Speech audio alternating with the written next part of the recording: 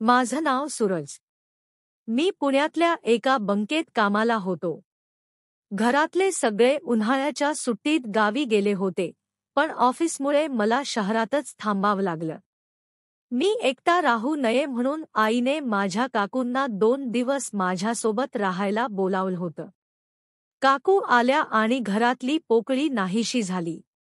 त्या साध्या पण आकर्षक दिसत होत्या. त्यांनी माझ्यासाठी खास जेवण बनवलं होतं. मी हसून म्हणालो, काकू, तुम्ही आलात म्हणून मला एकटेपण जाणवत नाहीये.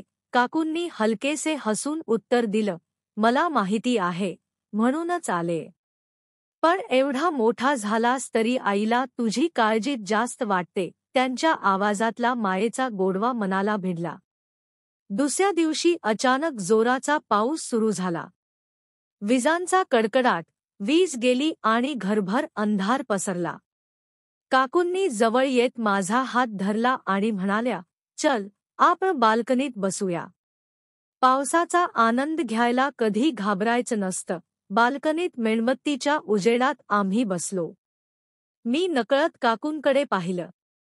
त्या खिडकीबाहेर पाहत होत्या, पण त्यांच्या चेहऱ्यावरचं सौंदर्य मला खिळवून ठेवलं. मी म्हणालो, काकू, पाऊस जणू काही खास सांगतोय आज. त्यांनी माझ्याकडे बघून उत्तर दिलं, कधी कधी पावसात मनातील बोललेलंही ऐकू येतं. त्या क्षणी आमच्या नजरा एकमेकींना भिडल्या. त्या शांततेतच एक अनोळखी ओढ आणि हुरहुर होती. रोज रात्री आम्ही एकत्र बसून बोलायचो. ऑफिसच्या गमती, काकूंच्या आठवणी. एका रात्री मी विचारलं, काकू, तुम्हाला कधी वाटत नाही का की काही नात्यांना शब्द देणं कठीण असतं? त्या थोडंसं थांबून म्हणाल्या, हो. काही नाती फक्त जाणवतात, त्यांना नाव देणं शक्य नसतं. माझं मन धडधडू लागलं. मी त्यांना मोकळेपणाने सांगितलं, तुमच्यासोबत मला सुरक्षितही वाटतं आणि काहीतरी वेगळं, जे समजावत नाहीये. त्यांनी हळूवार हसत उत्तर दिलं, मलाही तसंच वाटतं सूरज. कदाचित हा पावसाचा खेळ असेल. दुसऱ्या दिवशी चित्रपट पाहताना त्यांनी नकळत माझा हात धरला. त्यांच्या गालावर लाली आली आणि त्या माफ कर, मी म्हणाल्यात. मी हसून म्हटलं, मला आवडलं. मी त्यांना सांगितलं, तुम्ही माझ्यासोबत असताना घरात एक आनंदी ऊर्जा असते. तुम्ही खूप खास आहात. काकूंनी माझ्या डोळ्यात बघत कबुली दिली, सूरज, हा फरक माझ्या मनाला एक वेगळीच हुरहुर लावतोय. मी तुझ्याबद्दल जे विचार करते ते चुकीचं आहे याची मला कल्पना आहे, पण मी माझ्या भावनांवर नियंत्रण ठेवू शकत नाहीये. तिसऱ्या रात्री मेणबत्तीच्या मंद प्रकाशात माझ्या मनातली ओढ आता लपवणं शक्य नव्हतं. मी त्यांच्या खांद्यावर हळूच हात ठेवला. मला माहितीये की हे नातं पूर्ण होऊ शकत नाही, पण मी तुमच्यापासून दूर राहू शकत नाहीये, मी म्हणालो. त्यांनी माझ्या खांद्यावर हात ठेवून उत्तर दिलं, मला भीती वाटते सूरज, या नात्याची, या जगाची. आणि मग काकूने मला जवळ ओढलं. मी स्वतःला थांबवू शकलो नाही. काकूच्या 2 भिन्न स्वभावांना सामोरं जात मी तिच्या भावनांवर अधिकाधिक पकड घेतली. बराच वेळ मी तिच्या गोष्टींत गुंतलेलो राहिलो.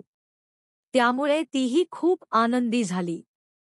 काही वेळाने माझी कहाणी तिच्या कथेशी मिसळली आणि संपूर्ण प्रसंग रंगतदार झाला. दोघे शांत झालो आणि मग त्यांनी अत्यंत शांतपणे माझ्याकडे पाहत ते शब्द उच्चारले ज्याने मला पूर्णपणे हादरवून टाकलं. काकू, मला वाटतं तू तुझ्या वडिलांवर गेला आहेस सूरज. अगदी त्यांच्यासारखाच धीट, प्रेमळ आणि आकर्षक. सूरज, वडिलांवर? काय बोलतेयस काकू?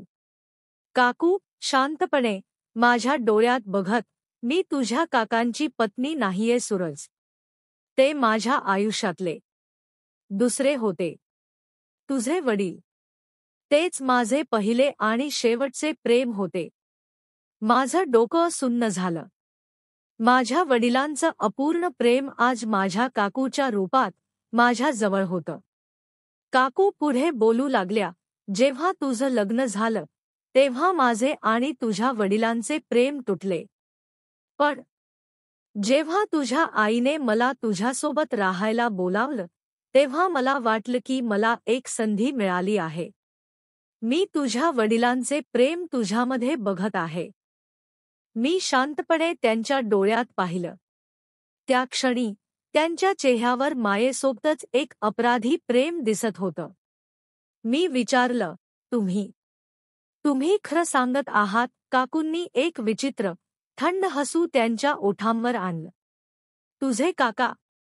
मी त्यांच्याशी लग्न नाही केलं, सूरज.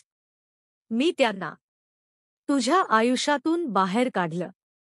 सूरज, म्हणजे काय? तुम्ही तुम्ही काय म्हणताय? काकू माझ्या खूप जवळ येत त्यांचा थंड हात माझ्या गालावर ठेवला. त्यांच्या डोळ्यात वेडेपणाची एक चमक होती. तुला आठवतं? 3 वर्षांपूर्वी तुझे काका एका अपघातात गेले होते. तो अपघात नव्हता. तुझ्या वडिलांना मिळवण्यासाठी मी त्यांना माझ्यापासून दूर केलं होतं. पण तरीही मला माझे प्रेम मिळाले नाही. सूरज, मी मागे सरकण्याचा प्रयत्न केला, पण त्यांनी माझा हात घट्ट पकडला.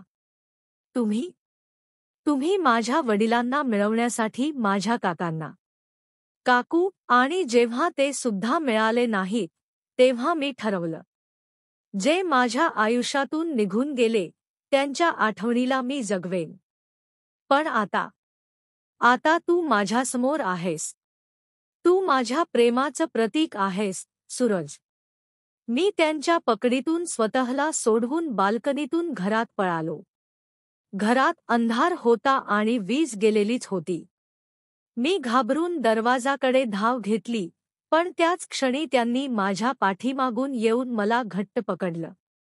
त्यांच्या हातात मेणबत्ती ठेवलेली पितळेची डिश होती. काकू, तुझ्याशिवाय आता मला या जगात काहीच नकोय सूरज. तू माझ्या प्रेमाचा वारस आहेस.